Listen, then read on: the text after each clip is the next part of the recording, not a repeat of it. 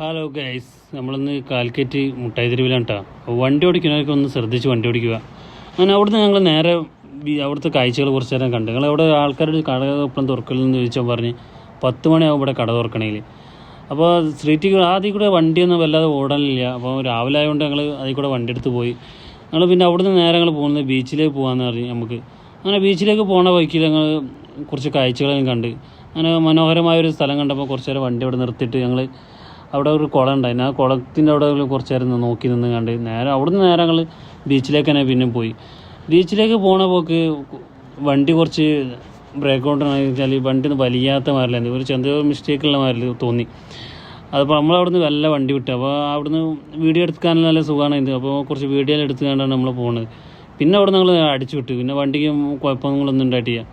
അവിടുന്ന് നേരെ ഞങ്ങൾ ബീച്ചിൽ പോയപ്പോൾ കുറേ ആൾക്കാർ. കാരണം വൈകുന്നേരത്തിനെക്കാട്ടും രാവിലെയാണ് ആൾക്കാരുള്ളത്. രാവിലെ എന്ന് വെച്ചാൽ വേറൊരു വൈബ് ചില എല്ലാ ആൾക്കാരും എല്ലാവരും നല്ലൊരു ചായയൊക്കെ കുടിച്ച് രാവിലത്തെ ചായയൊക്കെ കുടിച്ച് നല്ല പൊരിക്കട്ടിയെല്ലാം ഉണ്ടായിരുന്നോട്. ഞങ്ങൾ ഒരു ചായയും ഒരു ഗ്ലാസ് ചായയും കുടിച്ച് ഞങ്ങൾ അവിടെ നിന്ന് നേരെ വന്നിട്ടാ വീട്ടിലേക്ക്. ഞങ്ങളവിടെ നിന്ന് തിരിച്ച് നേരെ വീട്ടിലേക്ക്.